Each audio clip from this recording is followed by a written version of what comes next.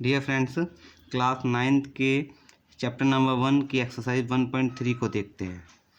Question number 2 को you know that 1/7 is equal to 0.142857 के ऊपर bar. Can you predict what the decimal expansions of 2/7, 3/7, 4/7 and 5/7, 6/7 are without doing the long division if you so how। so you can do this question। आप इस question को इस तरीके से कर सकते हैं। This given 1/7 is given is equal to 0.142857 के ऊपर बार।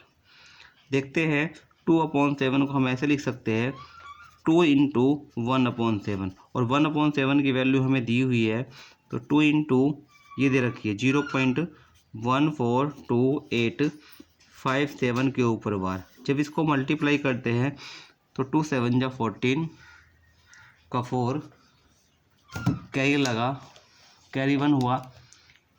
इसको मल्टीप्लाई करेंगे तो 4 1 फिर 7 हो जाएगा, फिर 5 8 2, तो इसका आएगा 0.285714 के ऊपर बार। ऐसे ही 3/7 को देखते हैं तो 3 इंटू 1/7 होगा, और जब 3 की इससे मल्टीप्लाई करेंगे 0.142857 के ऊपर बार, इसको मल्टीप्लाई करते हैं तो आएगा हमारे पास 0.428571 पूरे के ऊपर बार। ऐसे ही 4/7 को अगर देखते हैं तो 4 से मल्टीप्लाई करने पड़ेगा 1/7 से, और 1/7 की वैल्यू हमें पता है 0.142857 दे रखी है। इसको जब मल्टीप्लाई करते हैं तो आता है हमारे पास 0.5 आएगा, ऐसे 0.571428 के ऊपर बार। ऐसे ही 5/7 की वैल्यू निकालेंगे तो 5 इंटू 1/7 इज इक्वल टू करना पड़ेगा, तो 5 इंटू 0.142857 इज इक्वल टू ये आ जाएगा 0.71485 पूरे के ऊपर। ऐसे ही 6/7 को देखते हैं तो 6 से मल्टीप्लाई करने पड़ेगा 1/7 में, और 1/7 की वैल्यू है 0.14287। इसकी वैल्यू निकालते हैं तो आता है हमारे पास 0.857142 पूरे के ऊपर बार। इसके बाद क्वेश्चन नंबर 3 को देखते हैं। Express the following in the form of P/Q where P and Q are integers and Q is not equal to 0। इस क्वेश्चन में 3 पार्ट है। पहले पार्ट में 0.6 के ऊपर बार, दूसरे पार्ट में 0.47 के ऊपर बार, तीसरे पार्ट में 0.001 पूरे के ऊपर बार। इसको देखना है।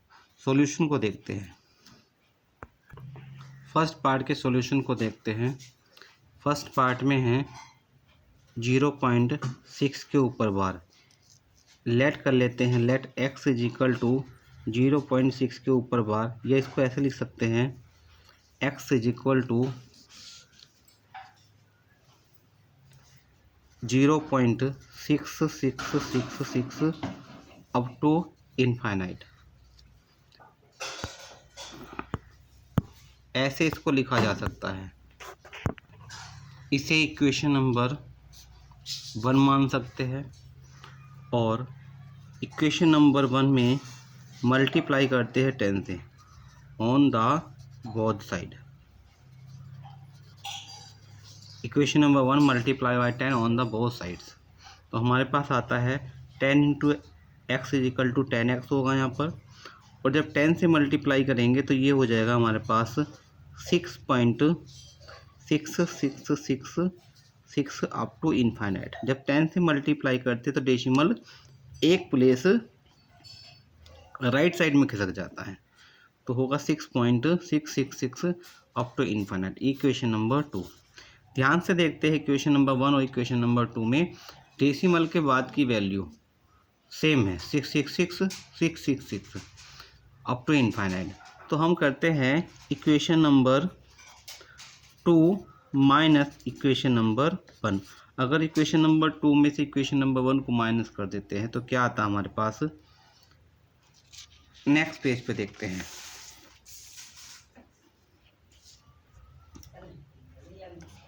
Ten x is equal to 6.6666 up to infinite, equation number 2 थी। और x is equal to 0.6666 up to infinite, equation number 1 थी।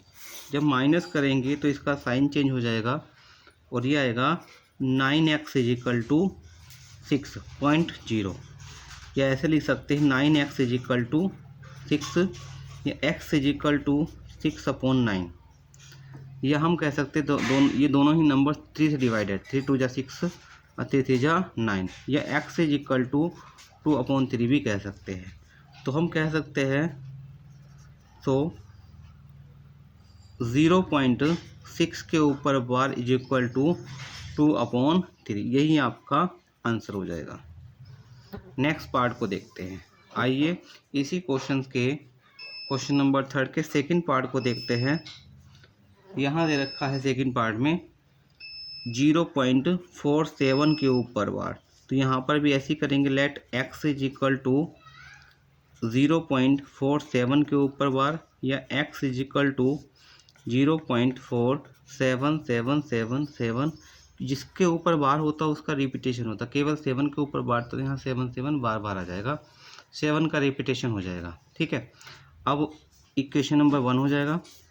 तो equation number 1 multiply by 10 on the both side,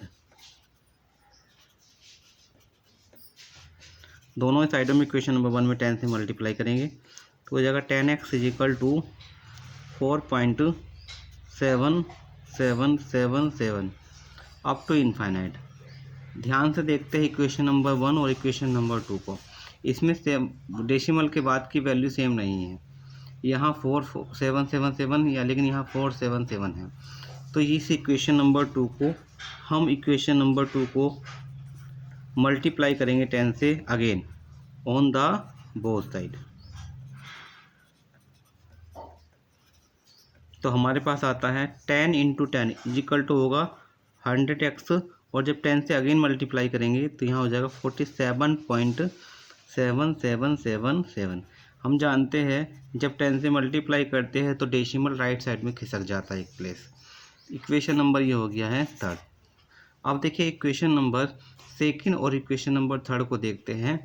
तो पॉइंट के बाद 777, यहाँ पर भी 777 है, तो इसलिए क्या करेंगे, equation number 3 minus equation number 2 कर लेंगे। तो हमारे पास होगा 100x is equal to 47.7777 up to infinite, minus 10x is equal to 4.7777 up to infinite. ये इक्वेशन नंबर 3 थी और इक्वेशन नंबर 2 थी। जब इनको माइनस करेंगे तो 100 minus 10 is equal to 90x हो जाएगा, is equal to 7 minus 4 is equal to, इसको जब माइनस करेंगे तो पॉइंट के बाद तो 0 बन जाएगा, और जब 7 माइनस 4 इज इक्वल टू करेंगे 3 तो 43.0 हो जाएगा, और x इज इक्वल टू 43/90। या इसको ऐसे भी कह सकते हैं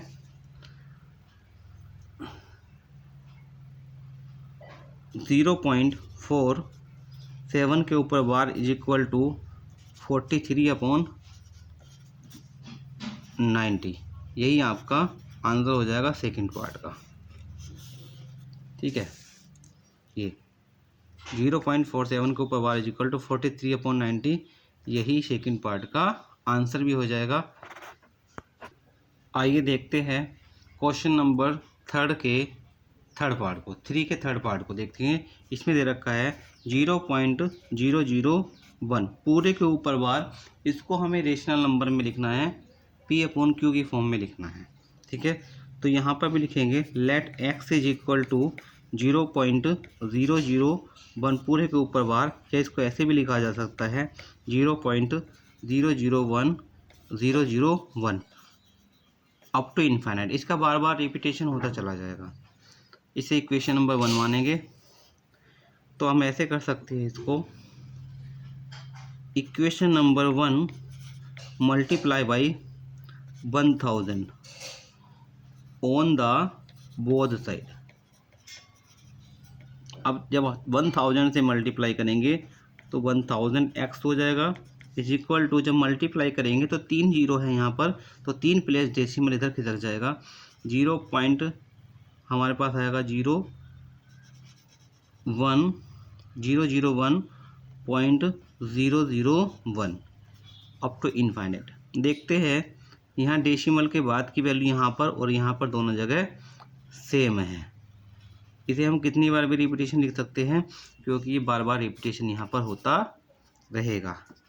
अब इक्वेशन नंबर 2 और इक्वेशन नंबर 1 को माइनस कर देते हैं, क्योंकि डेसिमल्स के बाद की वैल्यू इस वाली इक्वेशन में और इस वाली इक्वेशन में सेम है। ध्यान से देखेंगे तो equation number 2 minus equation number 1 हम कर देंगे, तो हमारे पास होगा 1000x is equal to 1.001001 up to infinite, ये इक्वेशन नंबर 2 थी। और x mine is equal to 0.001001 up to infinite, ये इक्वेशन नंबर 1 थी। इन दोनों को हमने माइनस किया, माइनस करेंगे तो 1000 x माइनस 1x करेंगे तो 999x होगा, इज इक्वल टू यहाँ डेसिमल के बाद की वैल्यू क्योंकि सेम है यहाँ पर आ जाएगा 1.0 और x इज इक्वल टू लिखेंगे तो 1/999 यहाँ पर आ जाएगा। या इसे हम ऐसे भी कह सकते हैं,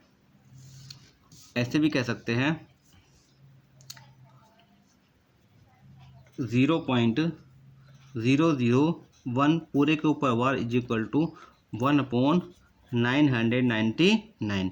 इस तरीके से हम इसे P अपॉन क्यू की फॉर्म में लिख सकते हैं। I hope you understand well. मैं उम्मीद करता हूँ क्वेश्चन नंबर 3 आपके अच्छे से समझ में आया होगा। और मिलते हैं नेक्स्ट क्वेश्चन के साथ नेक्स्ट वीडियो में। तब तक के लिए धन्यवाद। और वीडियो अगर पसंद आए तो लाइक करना और चैनल को सब्सक्राइब करना ना भूलें। और अपनी सजेशन कमेंट बॉक्स में आप लोग दे सकते हैं। आपके कमेंट का मुझे इंतज़ार रहेगा। Thank you very much.